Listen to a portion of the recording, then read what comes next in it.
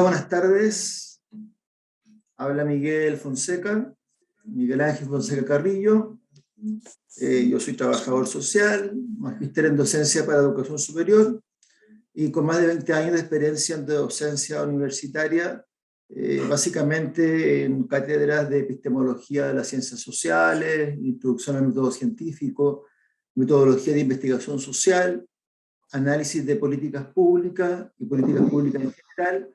He tenido la oportunidad, además de en trabajo social, poder hacer docencia en sociología y sobre todo en ciencia política bastante. También he tenido la oportunidad de hacer docencia en pregrado y en posgrado. Dentro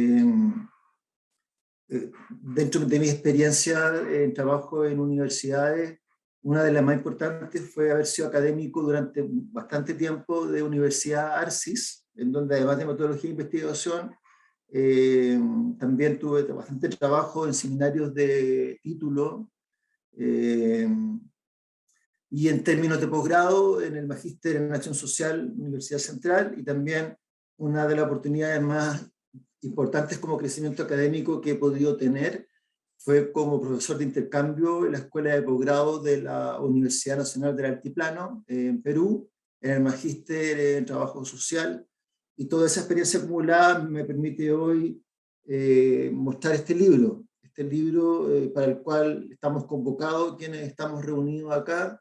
Hay gente que hoy día no está conectada, pero sí está muy interesada en el tema. Vamos a grabar esta conversación y después ver las formas de distribución del libro.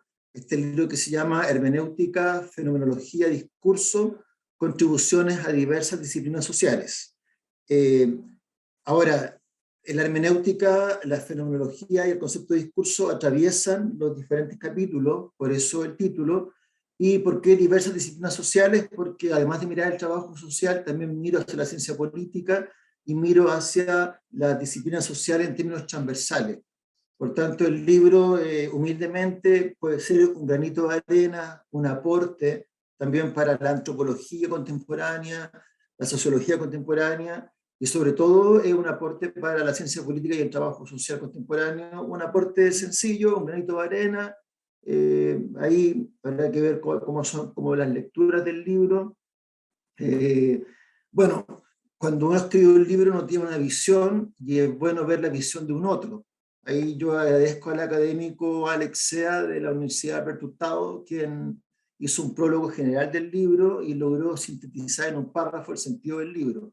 También agradezco a la académica Karin Pino de la Universidad Nacional Andrés Bello, quien además es asesora de la ONG La Casona de los Jóvenes, asesora técnica. Ella va a profundizar en una de las investigaciones. Esta actividad se está haciendo gracias al patrocinio y al espacio de la Casona de los Jóvenes, que colabora con Mejor Niñez. La idea, como Casona de los Jóvenes, además, bueno, nuestro eje son los proyectos de atención a niños, niñas y adolescentes vulnerados en sus derechos. Pero también como Casona de los Jóvenes estamos también impulsando con esfuerzo estas iniciativas también que son de extensión, de poder construir conocimiento, poder sacar publicaciones, dialogar con el mundo académico, y este libro es un primer signo de ese esfuerzo que vamos a seguirlo trabajando como Casona de los Jóvenes, que hoy día nos está dando todo el apoyo para que se haga este lanzamiento, y Casona de los Jóvenes patrocina, no económicamente, pero sí patrocina en términos de impulso, el que hoy día estemos haciendo este evento para lanzar este libro.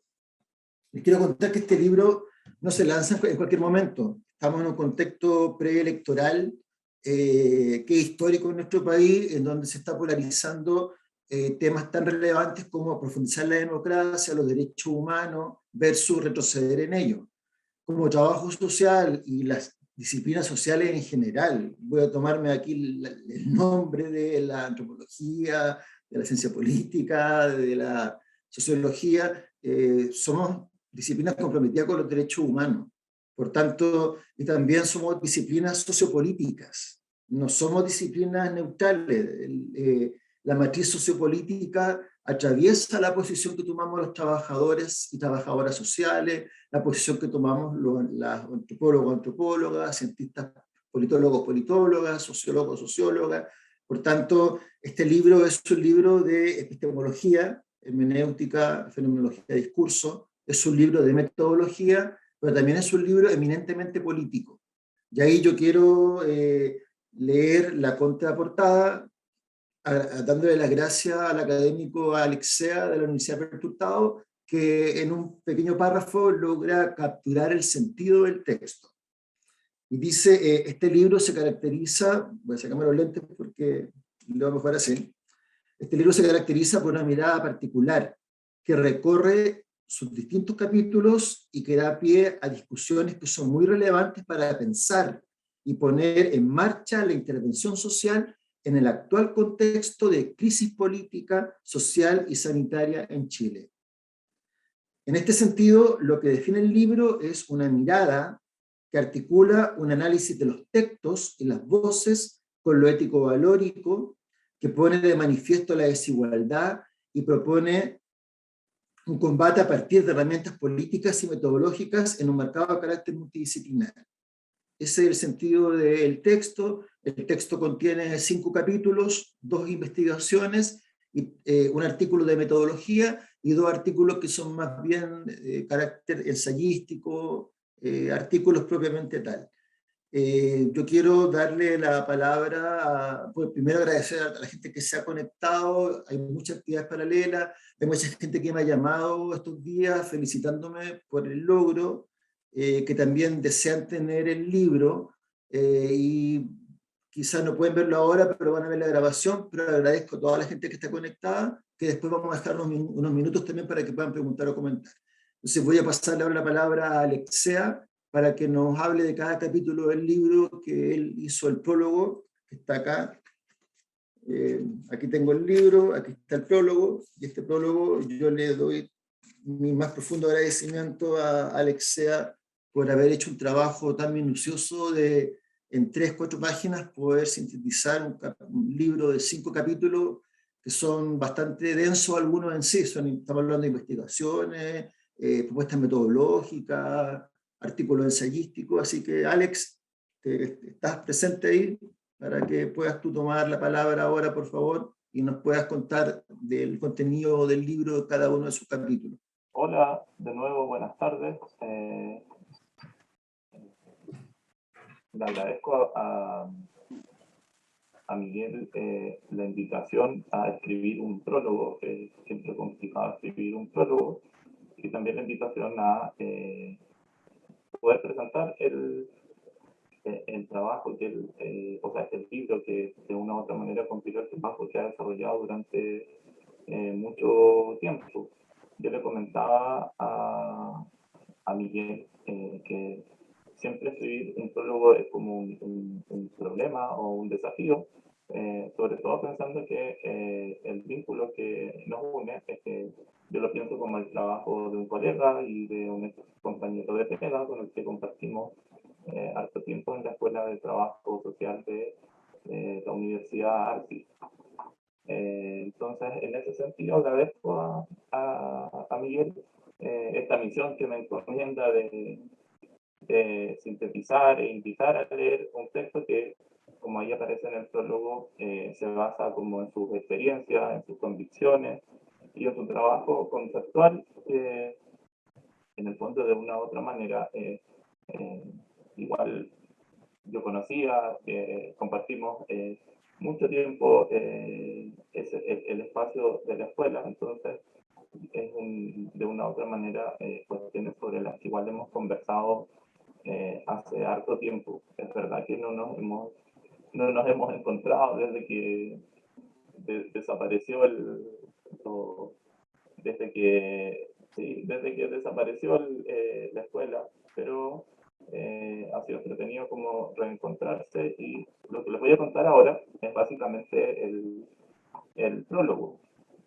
Entonces, como punto de partida, me gustaría señalar que el libro, como decía Miguel, que esto aparece como en la contratapa, es un libro que se caracteriza por tener una mirada que es bien particular, es un libro que está atravesado por una mirada política. En ese sentido, lo político recorre sus distintos capítulos y da pie a discusiones que son muy relevantes para pensar y para poner en marcha las intervenciones sociales o la intervención social en un contexto que, como sabemos, está atravesado de antagonismos o atravesado de dimensiones que uno podría asociar a una crisis que es política, a una crisis que es social, a una crisis que es sanitaria, yo diría ya los últimos 3 años. En ese sentido, lo que define el libro es una mirada que articula un análisis de los textos, un libro donde se analizan muchos textos, pero también las voces. Este análisis de los textos y las voces con lo ético político, lo ético valórico, yo diría que el denominador común que tiene es que siempre lo que está haciendo es poner de manifiesto la desigualdad y nos propone un combate a partir de herramientas políticas y metodológicas que yo diría esa es otra gran característica del libro, son herramientas políticas y metodológicas de un marcado carácter multidisciplinar. En ese sentido, es un libro que sirve para pensar la intervención social, pero no solo desde el trabajo social, es un libro que es una combinación, es un libro donde se conjugan elementos de distintas disciplinas. Yo diría que bueno, yo diría que hay tres que están ahí de lo que a mí me produce el libro. Creo que está el trabajo social, está la antropología, pero también está con alta fuerza la ciencia política. En ese sentido, les cuento el primer capítulo. Dice el primer capítulo, o en el capítulo 1, se reconstruye un diálogo entre análisis de discurso y ciencia política desde una mirada hermenéutica. Y ahí, como señala Miguel, esta relación entre análisis de discurso o entre la mirada hermenéutica y la ciencia política nunca ha sido muy amigable. En ese sentido, lo que propone el autor es que es posible entender a las políticas públicas como el campo de batalla en que se desata la guerra de los paradigmas y que estaría caracterizada esta guerra entre distintos paradigmas por los excesos de las distintas escuelas. Si lo decimos de otro modo, ahí uno podría decir hay conflicto entre paradigmas, es decir, entre perspectivas epistemológicas. Hay conflicto entre disciplinas, que podrían ser disciplinas, pero también profesiones. Pero también ahí lo que se deja leer es que hay conflictos entre proyectos políticos. Yo diría que lo interesante del capítulo es que al combinar ciencia política con una mirada más comprensiva o más hermenéutica, ahí genera una suerte de interrupción en la mirada de la ciencia política, en el sentido de que la ciencia política tiene fama de ser algo así como la más realista de la disciplina, cuando a veces a nosotros nos cuesta entender qué es la voluntad política y lo nefasto que puede llegar a constituirse en lo que pueda llegar a constituirse la voluntad política marcada por un exceso de realismo en su lectura sobre lo social o la política. En ese sentido, yo creo que una perspectiva hermenéutica siempre va a ser un aporte en la medida que viene a interrumpir ese exceso de realismo y permite ver en el fondo los fenómenos sociales más apegados a las voces del territorio, a las voces desde una perspectiva más ciudadana, por utilizar una palabra entre otras posibles. En el segundo capítulo se parte poniendo de relieve un desplazamiento de la noción de clase por la noción de ciudadanía en el campo de trabajo social, en un contexto donde lo que parece suceder es que los actores hegemónicos naturalizan y propician la vulneración de derechos. Estaría pasando algo así como la paradoja entre que hay una serie de actores que se supone que propician la protección. Finalmente lo que están haciendo es exactamente lo contrario. El punto es que a la vez que sucede esto, también se ha ido produciendo un tránsito desde perspectivas materialistas a concepciones constructivistas.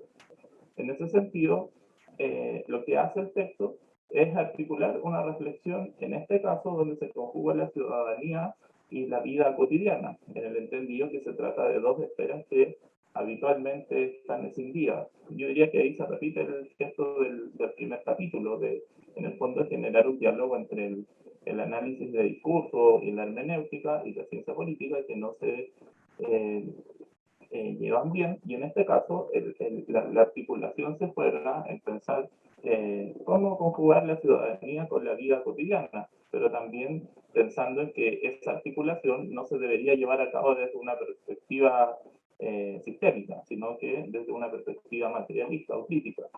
En ese sentido, o en este marco, desde una comprensión hermenéutica se presentan dos herramientas para la intervención social que articuladas contienen un importante potencial transformador. Y ahí aparecen los conceptos de educación social y el concepto de vida cotidiana, entendida como obra cultural. Ahí aparece la influencia o aparece la filósofa Agnes Heller, que señala que la vida cotidiana no está fuera de la historia, sino en el centro del acaecer histórico, como se señala en el texto. Esta constatación lo que hace es abrir una invitación a comprender lo cotidiano, y esto sería, yo diría que esto es como lo singular o el aporte lo interesante de este capítulo, a comprender lo cotidiano como un campo de relación de fuerzas y de despliegue estratégico táctico, capaz de abrir boquetes y generar alternativas. Lo anterior va de la mano de un modelo de intervención social que se desarrollaría en el ámbito de los significados, apuntando a su transformación para impactar en última instancia en el ámbito de las prácticas sociales. En ese sentido, todo lo anterior está mediado por la concientización y el sentido crítico. Concientización y sentido crítico serían entonces el motor de lo que el autor entiende por educación social. Después de esta como descripción del capítulo 2, yo diría que aquí hay algo que es interesante en el sentido de que aparecen los aportes de Agnes Heller, que hacen lo que permiten es pensar una relación o una articulación entre vida cotidiana y marxismo. Agnes Heller está como ahí en la senda de Lukács, ambos me parece que son húngaros, y esa articulación no es una articulación sencilla o fácil. De hecho, es posible pensarla como una novedad, toda vez que el marxismo en general habitualmente cae en lecturas economicistas, en lecturas clasistas, eh, o en lecturas donde en el fondo lo que ocurre a nivel de lo cultural, que sería el espacio de la vida cotidiana, que se explican siempre por la estructura, es decir, por lo económico. Siempre aparece como esta clásica sentencia que indica que en el fondo todo lo que ocurre a nivel de la cultura es reflejo de lo que pasa en la economía. Yo diría que en ese sentido este artículo muestra que en el fondo sí hay o hay que ponerle mucho ojo o darle mucha importancia a la vida cotidiana y junto a ello ir más allá de perspectivas donde el marxismo reduce los fenómenos sociales a la economía, a la clase, al jacobinismo, entre otras formas de esencialismo que pueblan la perspectiva marxista. En el tercer capítulo se muestran los resultados de un estudio que tiene como objetivo indagar en los significados atribuidos a las experiencias de la reinserción socioeducativa por los adolescentes que participaron en los distintos programas locales que ha desarrollado la UNIGEL, la Casona de los Jóvenes. Este sería un texto más orientado a la investigación, pero aplicada, pero es una investigación que igual tiene algo que me gustaría como relevar, que me parece muy importante. Dice, esto implica poner de relieve la comprensión de los adolescentes sobre el proceso de intervención y al mismo tiempo relevar la calidad del vínculo entre educador y educando como eje del trabajo realizado. De este modo, el autor lo que hace es poner en marcha lo que él denomina una investigación evaluativa Y en ese concepto de investigación evaluativa creo que está lo singular de este capítulo. Dice que en realidad se define como una evaluación iluminativa, ideográfica, contextualizada, entre comillas, ontológica. Esta es una aproximación que releva las voces de los sujetos, sus significados, motivos e intenciones de su acción, lo que permite al mismo tiempo generar evidencia sobre las respuestas institucionales, es decir, información sobre el programa o los programas y su desarrollo.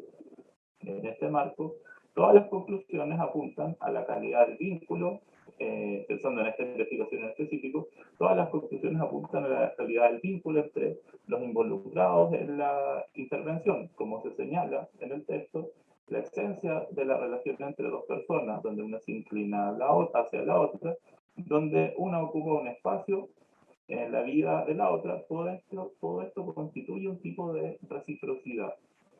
Entonces yo diría que lo importante, los resultados que arroja la investigación tienen que ver con el trabajo del vínculo. A mí me gustaría insistir más que en los resultados, en la noción de investigación evaluativa, en este caso, en el marco de las investigaciones evaluativas, esta se propone como una investigación iluminativa. Yo creo que esta perspectiva apunta a un diálogo que no siempre se lleva a cabo en las intervenciones en los territorios, que es en el fondo el diálogo entre la intervención y la investigación. Producir datos desde el territorio es demasiado importante. Producir datos desde el territorio es lo que permite muchas veces generar la diferencia entre una intervención y otra, es decir, producir datos que nos permitan, datos que sean válidos, datos que sean fiables, que nos permitan planificar y fundamentar proyectos, datos que nos permitan priorizar y saber dónde nos jugamos las energías en las intenciones. Yo diría que lo más importante en ese concepto de evaluativa aparece algo así como una síntesis entre intervención e investigación, que es un tema que nunca se acaba o nunca se termina de discutir. Después, en el cuarto capítulo, se aborda lo que podríamos decir, este es el capítulo donde aparece la dimensión cultural a partir de la lectura de obras de tres agrupaciones relevantes de la música folclórica de Bolivia, los Jarcas, Sion y Sabia Andina. Cabe señalar que desde una perspectiva de totalidad, desde una mirada hermenéutica o hermenéuticamente hablando, se concluye que existirían tres grandes ejes de significación transversales a la totalidad de la obra de estas tres agrupaciones: la reivindicación del morenismo, el aprecio del entorno geográfico local y la promoción del uso y mantenimiento de las lenguas maternas. Lo interesante es que se plantea acá una subversión del dualismo civilización-barbarie, en que se funda la colonización propiciando la emergencia de lo que se denomina orgullo indigenista. Lo cierto es que el autor va más allá y plantea lo que podríamos llamar una hipótesis de trabajo. La izquierda boliviana, comillas, la izquierda boliviana, en el transcurso de la década de los 90 del siglo XX y hasta la actualidad, cambia el sujeto histórico de construcción política de la categoría lucha de clases hacia la categoría, una categoría que podríamos decir está asociada a las tensiones étnicas, contribuyendo de dicho modo el folclore a un, comillas, nacionalismo indígena que se expresa electoralmente. El tema es complejo y es parte de una fuerte y muy desarrollada discusión que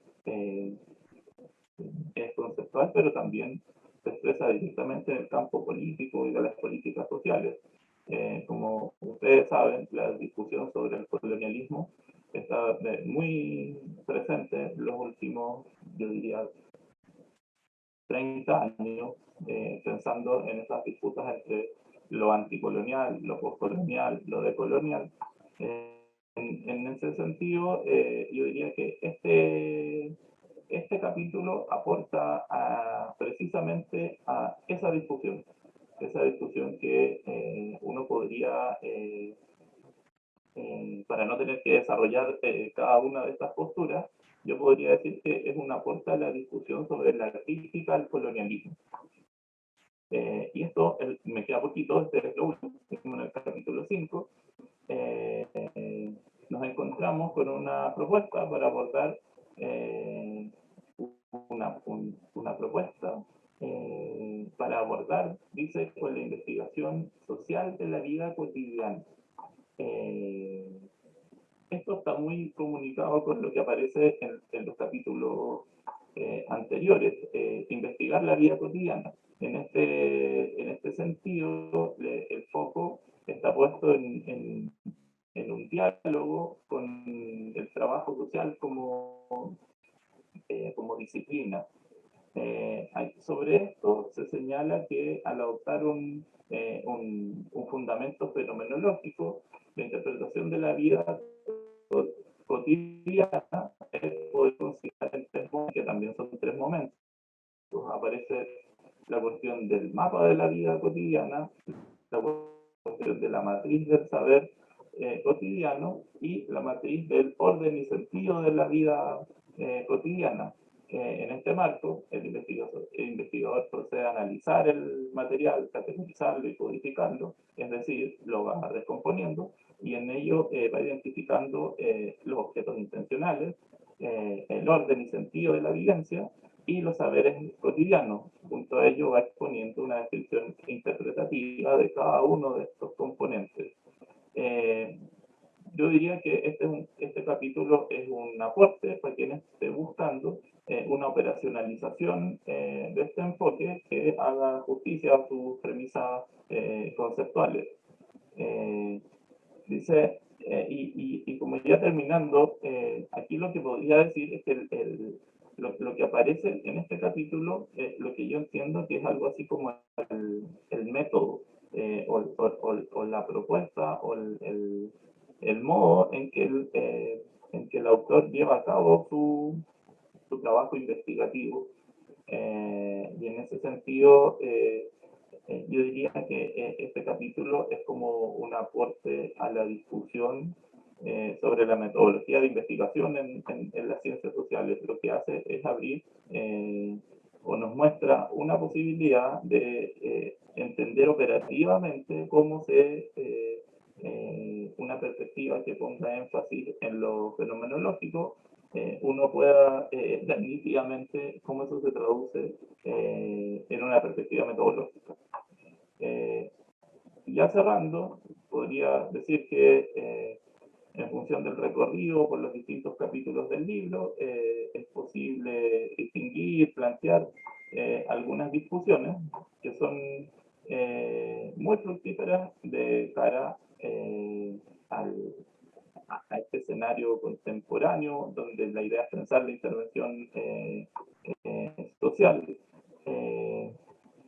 Yo diría que puede ser hasta ahí una parte, y tal vez insistir en lo que les decía al comienzo, porque creo que se me está acabando el tiempo, en que si hay algo que atraviesa todo el texto,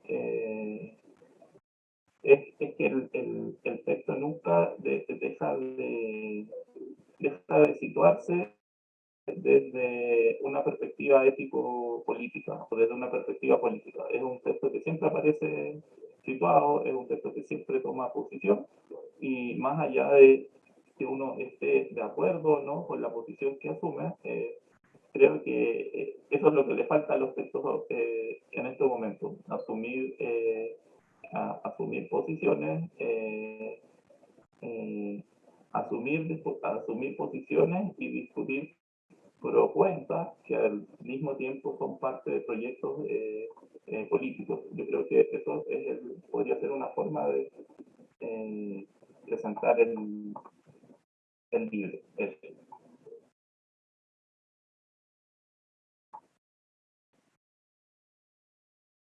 No escucho. Está Miguel sin micrófono. A ver, ahora puedo hablar yo. Mire, les quiero comentar que los capítulos que comentaba Alexea son los siguientes. El capítulo 1 del libro, que hacía referencia al académico Alexea, se llama Políticas Públicas y Teoría del Discurso, una propuesta cualitativa e interpretativa en el estudio de políticas, que él lo comentaba en un principio. Luego Alexea comentó el capítulo 2, que es Articulación entre ciudadanía y vida cotidiana, crítica y propuesta de intervención.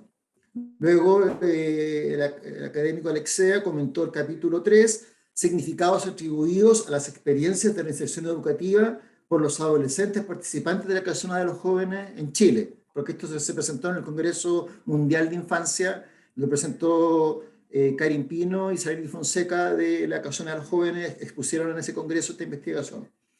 El capítulo 4 que comentó el académico Alexea se llama Producción musical folclórica en Bolivia, identidades indígenas y procesos sociopolíticos. Y finalmente el capítulo 5 que comentó Alexea se llama Propuesta metodológica de la investigación social de la vida cotidiana, una mirada desde la fenomenología y sus vinculaciones con el trabajo social contemporáneo. De estos capítulos, como estamos en la Casona de los Jóvenes, que nos da este patrocinio y este espacio para hacer esta actividad académica de extensión, vamos a pedirle a la psicóloga Karin Pino, que es académica de la Universidad Nacional Andrés Bello, y además es asesora técnica del programa de la Casona de los Jóvenes, que profundiza un poco en el capítulo 3, que es la investigación llamada Significados atribuidos a las experiencias de la inserción educativa por los adolescentes participantes de la Casona de los Jóvenes. Entonces, Karin, aunque Ale lo comentó, nos gustaría que tú profundices un poco más en ese capítulo, considerando que estamos situados desde la Casona de los Jóvenes en esta actividad de extensión. Hola a todos, ¿se escucha bien? Sí, se escucha.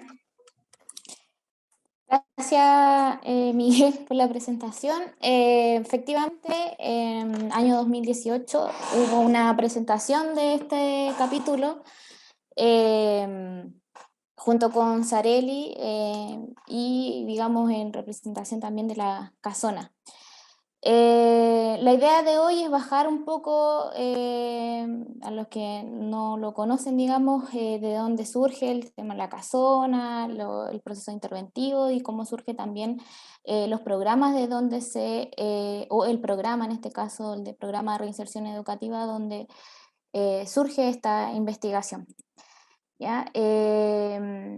Y esto también hay que partir de la base de la historia territorial con la que cuenta la Casona, cómo surge la Casona, desde la toma de territorio, desde el contexto político de donde nace también la Casona, de la violencia que se vivía en la dictadura militar y bueno, actualmente también estamos en un periodo bastante complejo y de la violencia que vivieron varios dirigentes sociales de esa época y que fue determinando, digamos, las primeras acciones incipientes en los espacios y como Casona como interviniendo, digamos, enfocado, digamos, a la promoción, a la prevención de los derechos humanos en sectores vulnerables. Entonces, desde ahí, digamos, empezaron a ejecutar programas orientados principalmente en una primera instancia al consumo problemático de drogas, mediante un enfoque de desarrollo comunitario y producto de la fuerte desarticulación vivida a nivel social. Surgen diferentes labores, roles y características del trabajo que va desarrollando la Casona con una visión de lucha de los derechos básicos para toda la población, en este caso en la Florida, con la clara intención de entregar dignidad, justicia y equidad. ¿Ya? Estos son los como valores que se van buscando y que se van a lo largo de que ha ido creciendo también la Casona, propagando en los distintos territorios, con las distintas propuestas de ejecución de programas. Actualmente, y teniendo en consideración de dónde surge digamos, esta investigación y lo que abarca en el capítulo 3, la Casona va ejecutando distintos programas del Servicio Nacional de Menores, actual Mejor Niñez, y se va ampliando de igual modo a otros servicios como de reinserción educativa, programas orientados al ámbito cultural, y vamos desplegando, digamos, como Casona diferentes procesos de intervención social, que tiene que ver también con un poco lo que hablaba anteriormente Alex. A partir de esto, digamos, uno de los programas que nosotros, o donde se enmarca esto, es el PD, que es un programa de protección especializada en reinserción educativa, que tiene dentro de algunos de sus objetivos reducir la brecha de rezago escolar en los niños, niñas y adolescentes que son partícipes y que se encuentran fuera del sistema educativo. Asimismo, vincularlos a un sistema educativo, a un establecimiento educacional, y entre ellos, y favorecer la sensibilización a las instituciones locales y a los miembros de la comunidad respecto a la relevancia del derecho a la educación. En específico, en el capítulo, yo me voy a diferencia de Alex, voy a centrarme en las conclusiones que arroja, digamos, esta investigación, y con referente al capítulo en específico, los significados atribuidos a las experiencias de reinserción educativa, ¿ya? Ahí, digamos, en el capítulo en sí, va sintetizando los resultados del estudio, va hablando sobre los contextos de las trayectorias vitales de esos participantes en el estudio, de los distintos programas, ¿ya?, de la Casona.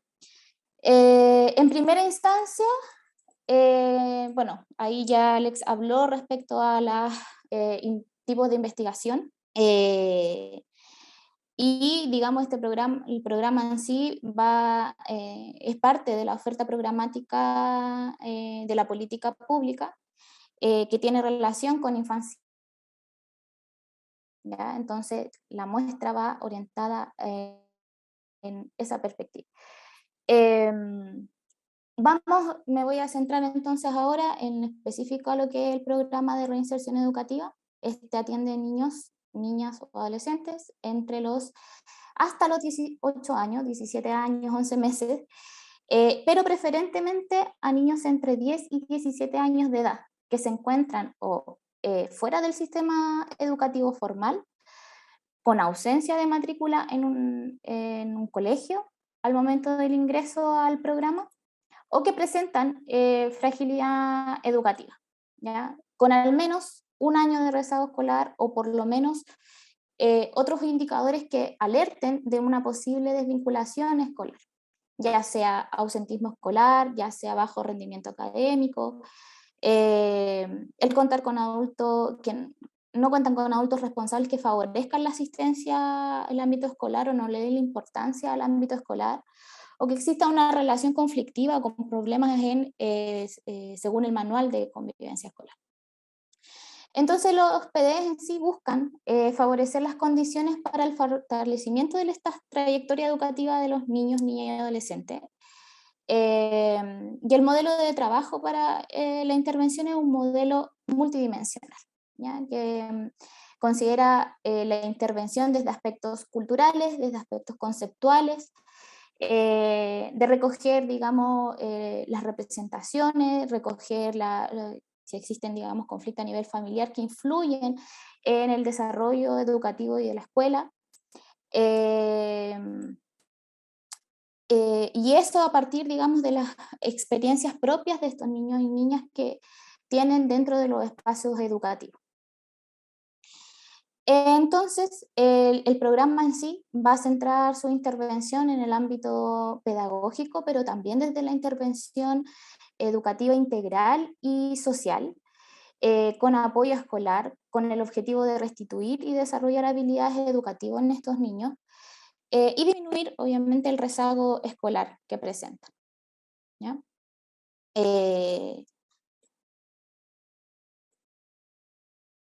Los niños, bueno, dentro del proceso de intervención en sí, establecen vínculos, también con los adultos se establecen vínculos, adultos responsables, Y también se trabaja, como les mencioné en algunos de los objetivos anteriormente, con la comunidad en la cual están insertos los diferentes territorios.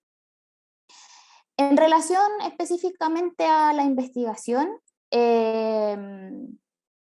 se llevó a cabo en programas del el PD de San Bernardo, el PD de Maipú, el PD de Pedro Aguirre Cerda, que además tuvieran una,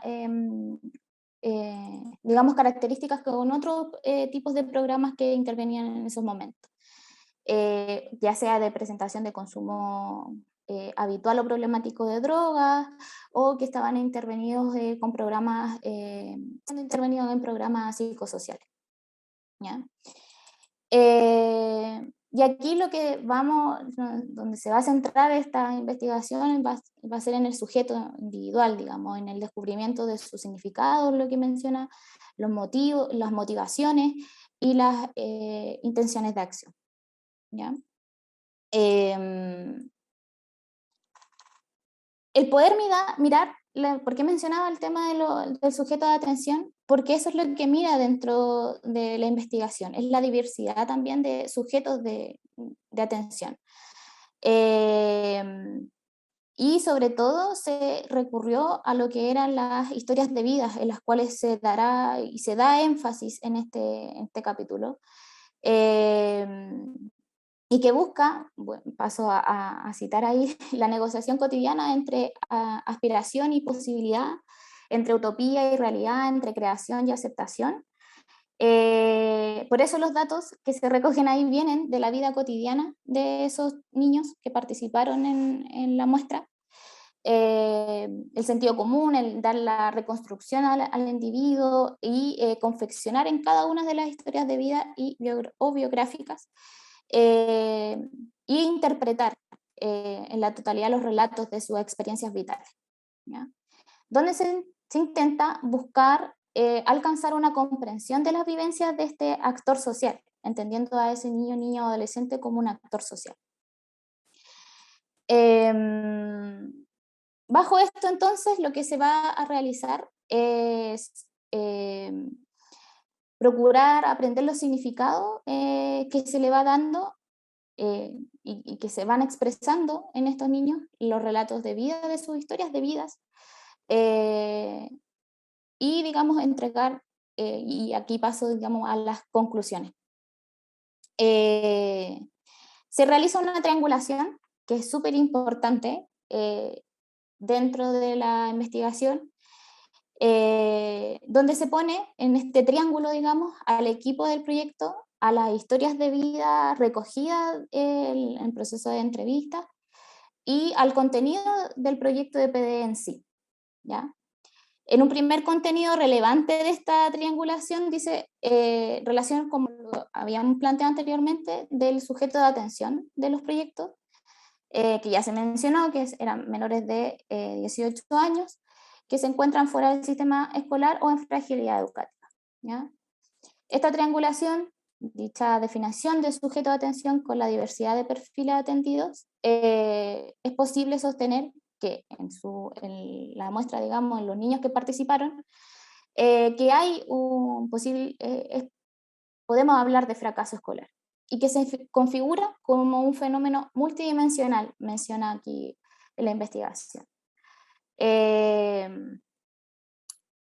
Eso también podemos decir que la experiencia de las y los sujetos de atención se da también entre las dinámicas que confluyen familiarmente, ya es decir, los chicos presentan dificultades en el ámbito familiar, ya sea dinámicas familiares en conflicto, el tema de los cuidadores no prestan atención, no hay vulneración en sus derechos en otro ámbito más allá de lo educativo, y además combinado a problemas también relacionados con el colegio, ¿ya?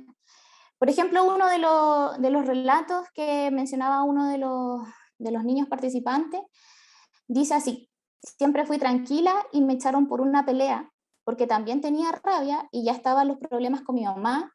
Entonces alguien molestó a una amiga y ahí me metí yo le pegué, yo la defendí y me echaron del colegio.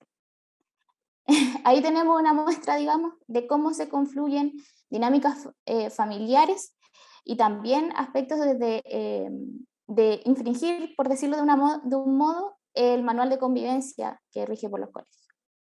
Asimismo, habla respecto a la calidad del vínculo, lo menciona dentro de las conclusiones, y esto me tomo también de parte de la triangulación que mencioné anteriormente, lo que tiene relación con el equipo profesional que interviene, ya que generar el vínculo es un aspecto relevante en el proceso de intervención con los niños, niñas y adolescentes.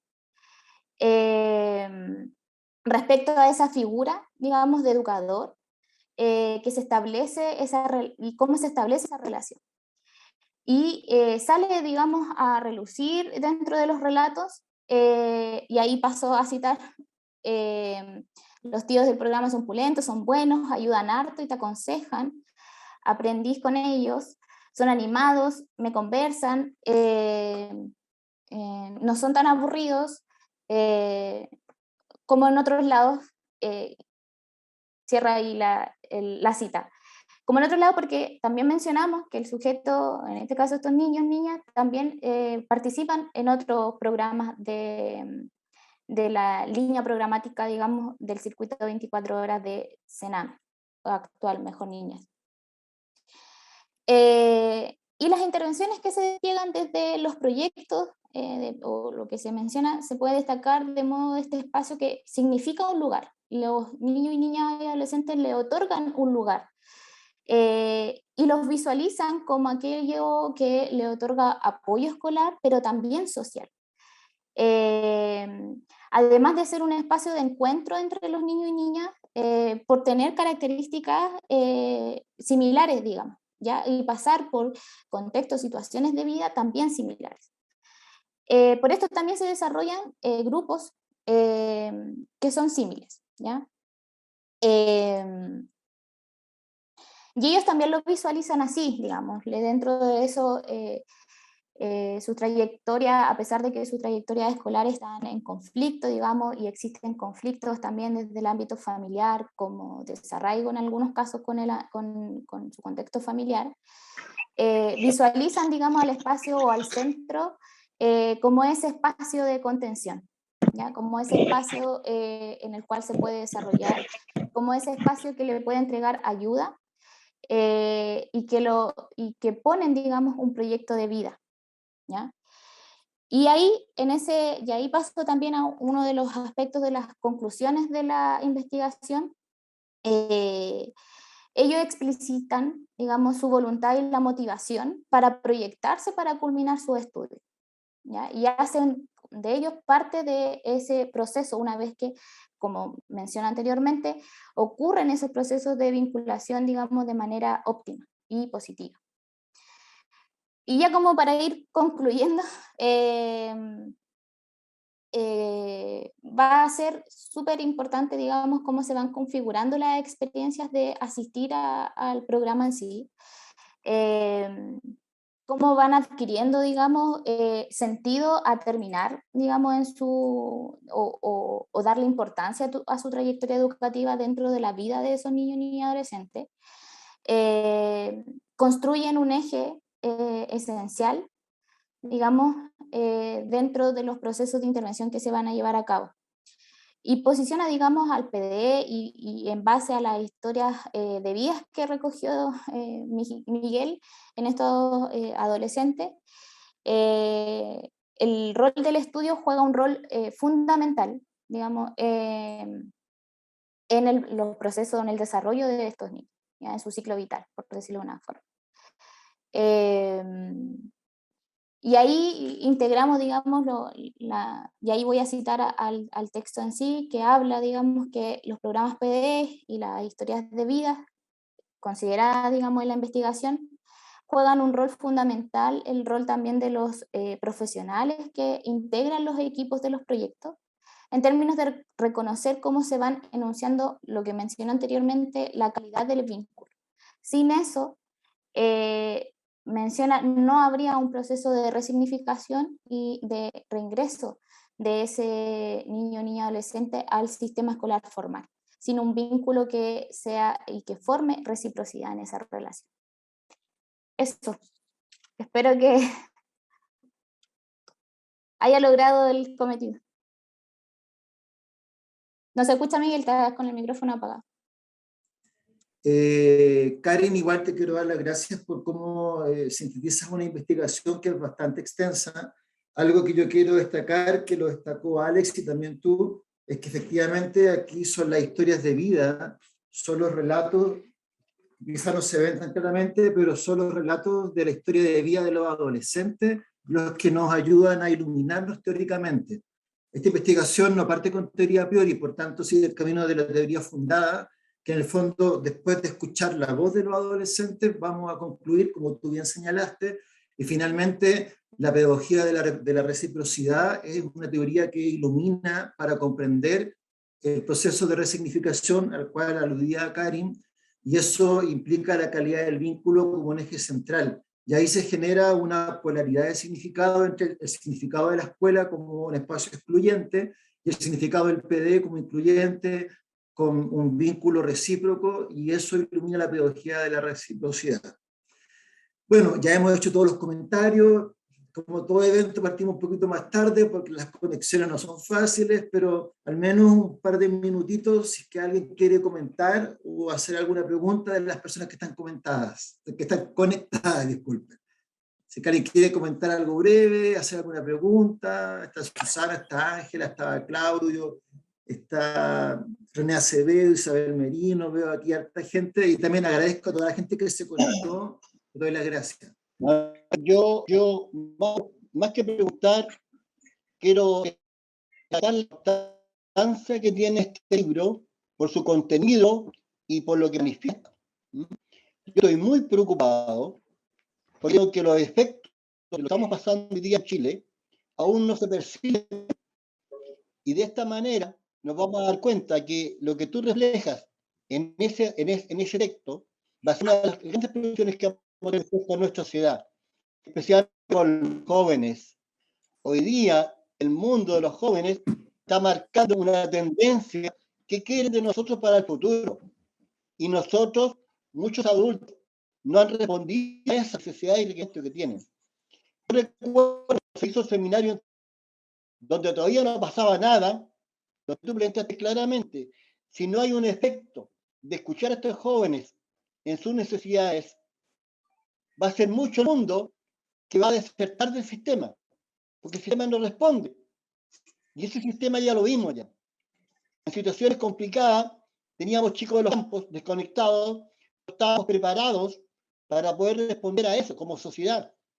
Entonces, yo me parece que te felicito porque empapas muy bien lo que dijiste ahí, pero sí me lleva un cuestionamiento. ¿Qué va a pasar después de? Hoy día estuve en una actividad yo donde se reconoció a la Casona como tal por todo su trabajo, por su buena práctica, por su apertura acá en la Universidad de la Frontera de Temuco, pero también se plantea eso. Hay una gran inquietud, especialmente en los que somos cooperantes de estos procesos, de los partícipes de esta sociedad, que son los jóvenes y los niños de mañana, en general, qué tipo de mundo vamos a formar, qué tipo de mundo vamos a mostrar. Porque una cosa es lo que podamos decir, otra cosa es lo que ellos ven. Y ven qué es lo que ven. Son situaciones de vulneración constante de parte de muchos cooperantes. Entonces, yo creo que tu libro es un gran aporte. Ojalá que este libro pueda empapar y empalmar lo que tú proyectas en ese sentido en tus contenidos. Gracias. Muchas gracias, Claudio. Bueno, Claudio es director del proyecto del PDE de Temuco, de Recesión Educativa, por tanto hay una experiencia ahí importante que él comenta. También veía que estaba René, estaba Ángela, estaba Susana Hernández, sí, Isabel Merino. ¿Susana? Sí, oye, debo señalar que los relatos que se han hecho, los dos expositores que han hecho los análisis, bueno, felicitarlos, bastante complejo, y a ti también, y principalmente porque la historia nuestra, esta historia de comunidad, de construcción de comunidad, de recuperación del buen vivir, digámoslo así, no hay nada escrito, en absoluto. O sea, la historia nuestra se corta, no sé, 64, en el 70, de ahí para acá no hay nada escrito de cómo la gente o cómo se ha ido abordando la problemática social tanto desde el Estado, las falencias que tiene, como de este tipo de instituciones que son a los jóvenes y cómo han ido abordando. Y además este libro que tiene un valor significativo porque está a partir de las propias vivencias, del sentir de la gente y de este sentir que no es el mismo que puede interpretar cualquiera de otro lado, sino que el sentir cuando son vulnerados sus derechos, cuando sus papás no tienen plata, o círculos de violencia en sus familias, y a partir de eso se empieza a teorizar en algo que es fundamental, que revela una realidad de muchos hogares de Chile y las falencias del Estado también, y cómo estas organizaciones van construyendo y rescatando esta historia de estos chicos y enrielándolo un poco, digamos, a contar con las mínimas herramientas para poder enfrentar la vida. Así que yo encuentro un gran aporte, te felicito a la gente, a los cooperadores que has tenido ahí y espero leerlo. No soy buena lectora, pero quiero leerlo. Ahí lo vas a tener para leerlo. Muchas gracias. Una copia. Sí, yo igual quiero relevar algo que en el fondo la voz de las personas y también mirar la experiencia de otros lugares. Por ejemplo, por lo menos a mí me gusta mucho de este libro la investigación que pude hacer con los pueblos originarios de Bolivia, en donde tenemos experiencias que podemos aprender mutuamente y cómo ellos, a partir de apropiarse de su identidad, de descolonizarse, como decía Alexea, logran construir un proyecto político. Yo creo que en Chile estamos también en ese camino, tenemos elecciones este domingo y nos da lo mismo por quién votar, y efectivamente la descolonización, el fortalecimiento de nuestros pueblos originarios y el orgullo de ser pueblo originario, que yo lo investigué en Bolivia, es algo muy también trasladable a la experiencia de nuestros pueblos originarios en Chile y que también son proyectos políticos. Y también esa investigación, al menos, bueno, me gusta el libro entero, lo escribí yo, me gusta mucho esa investigación que pude hacer en Bolivia porque también pude mirarme a un espejo como pueblo chileno y quizás entender que nuestros pueblos originarios también nos aportan un proyecto político. También agradezco las felicitaciones que hacía Susana, la síntesis que hizo Karen y también todo el relato que hizo Alexea. En el fondo, a quienes les interesa el tema de las políticas públicas y el análisis de discurso, encuentran en este libro un aporte. A quienes les interesa la fenomenología, el estudio de la vida cotidiana, el concepto de ciudadanía, como decía Susana, como el empoderamiento del pueblo, también en este libro encuentran aspectos de eso. A quienes les interesa hacer investigación social, fenomenológica, cualitativa de la vida cotidiana, también encuentran aporte en este libro, y también a quienes quieran comprender lo que hace Casona, pero no desde el SENAINFO, no desde los datos cuantitativos, sino que desde la historia de vida. En el fondo, de lo que los adolescentes nos dicen, también lo pueden encontrar acá. Y bueno, el libro no está perfecto, está lo mejor posible, yo soy bastante autocrítico, invito a leerlo, lo voy a vender a un precio popular, igual tuve que gastar en diagramación, tiene sus páginas, pero mi idea es que se pueda difundir y podamos discutir políticamente. Y básicamente es un libro que desde la metodología y la epistemología defiende los derechos humanos y la democracia. Y este día domingo, ojo, tenemos que participar y tenemos que votar para defender los derechos humanos y la democracia. Con ese dije el mensaje encubierto.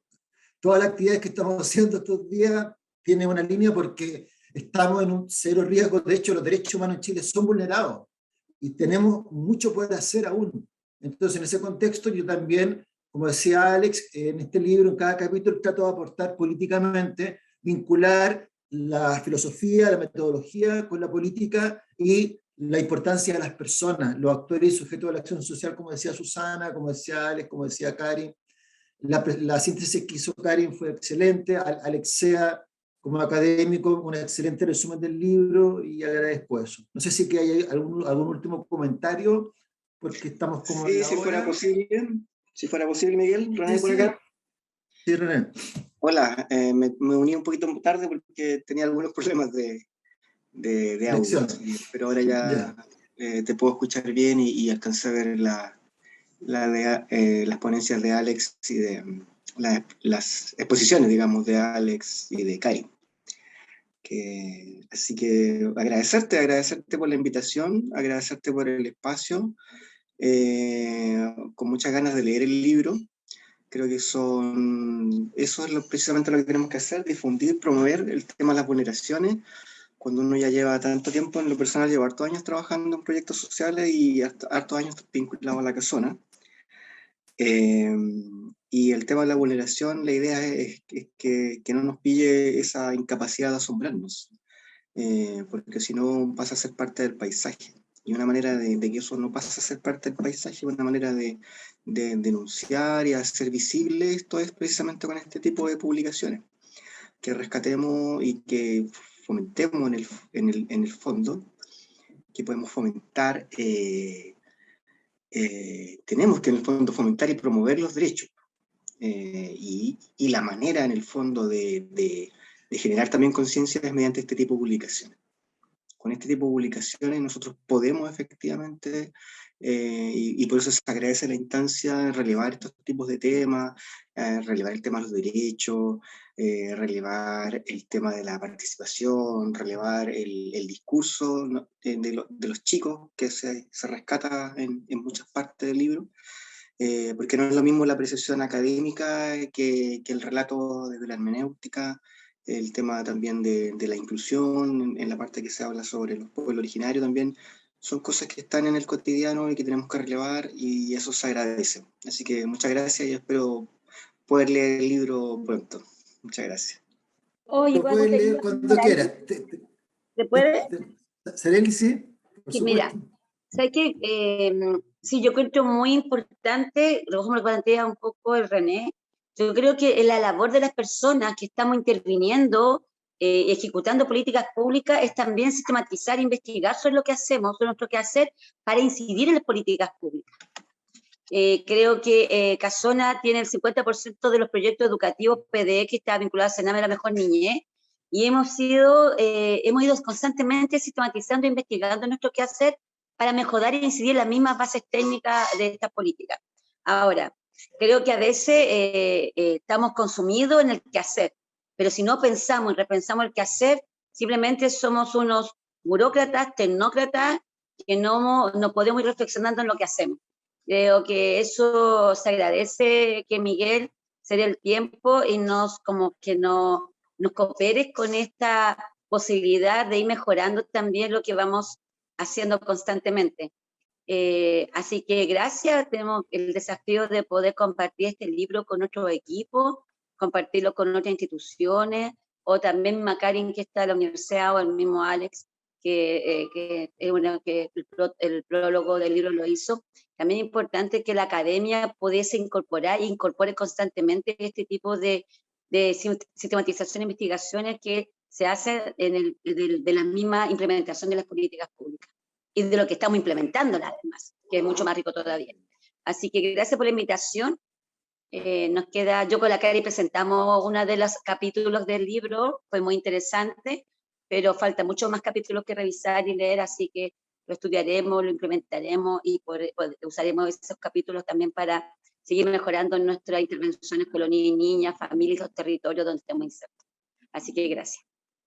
Justamente, y además, como decía Sareli, aunque no todos los capítulos aluden a la experiencia de la Casona, sí colocamos temas sobre la mesa que decía Alex que son desafiantes. Primero, que las políticas públicas no son neutrales, las políticas públicas esconden componentes que son ideológicos, paradigmáticos, y desde ahí en el fondo está el capítulo de políticas públicas y teoría del discurso. Habitualmente las políticas públicas se estudian desde el método comparado, para que haya una idea desde la hermenéutica y el análisis de discurso, poder develar que toda política pública tiene una intencionalidad política y que no existe, como dice hoy día Kass, la neutralidad no existe, siempre hay una intencionalidad y que tiene que ver con los conceptos de democracia, lucha de clase, los conceptos de desigualdad social. También resalto y quiero también apoyar a todos los estudiantes de trabajo social y antropología que se sienten muy seducidos por la fenomenología, que es una corriente epistemológica central en la vida cotidiana, que muchas veces tiene la dificultad de cómo analizar la información. Y aquí yo he hecho un esfuerzo de una propuesta metodológica para analizar esa información, y creo que eso es un aporte, un granito de arena, puede ser mejorado, y creo que ahí también hay un aporte, y también para, ojalá que todos los equipos de la Casona manejemos el enfoque fenomenológico para poder comprender la vida cotidiana y el significado de vida de nuestros sujetos de atención. También aprender de nuestros pueblos originarios de Bolivia con la investigación que se presenta acá, y transversalmente cómo la hermenéutica, la fenomenología y el discurso son herramientas que son epistemológicas, pero también son metodológicas y políticas, y pueden iluminar los procesos de intervención social. Yo ahí quisiera ir concluyendo, quizás otras personas querían hablar, estamos más o menos en el tiempo. Agradezco a toda la gente que se conectó, agradezco a toda la gente que me ha llamado estos días dándome las felicitaciones, a la gente que ya me ha dicho que quiere comprar el libro, aunque hoy día no se conectó. Esto quedó grabada, esta reunión del día de hoy. Karin Pino, desde la psicología, gracias por su aporte. Alexea, con una mirada muy multidisciplinaria también, que hizo un esfuerzo por su lectura, a los comentarios de Claudio, de René, de Sareli, a la Casona de los Jóvenes también, porque este espacio vayamos impulsándolo con mucho esfuerzo de también poder producir teoría, producir metodología, sistematización, que ese es un tema. También a Susana también ahí con su fuerza política que siempre nos está dando, y eso, pues, el libro, bueno, si me lo compran directamente, se los puedo autografiar. Después, estos son los 10 primeros, después los otros van a estar en la librería ya, así que ahí ya no va a estar el autógrafo del autor. Gracias a todos los que me acompañaban, realmente gracias también a veces caras que no se ven, el Joaquín Villegas y el Iván Vergara, que siempre me han estado apañando en mis actividades sociales, políticas. Cuando lancé un libro anterior, Estallido Social en Chile, de poesía, también me apañaron. Me han apañado en mi trabajo por derechos humanos que he hecho como activista humildemente. Así que igual gracias a ellos que no se ven acá, el Joaco y el Iván también, por todo el apoyo. Así que creo que estaríamos concluyendo con esta presentación. Aquí tengo varios libros, así que podemos ahí empezar a conversar precios negociables. Saludos a todos y muchas gracias. Chao.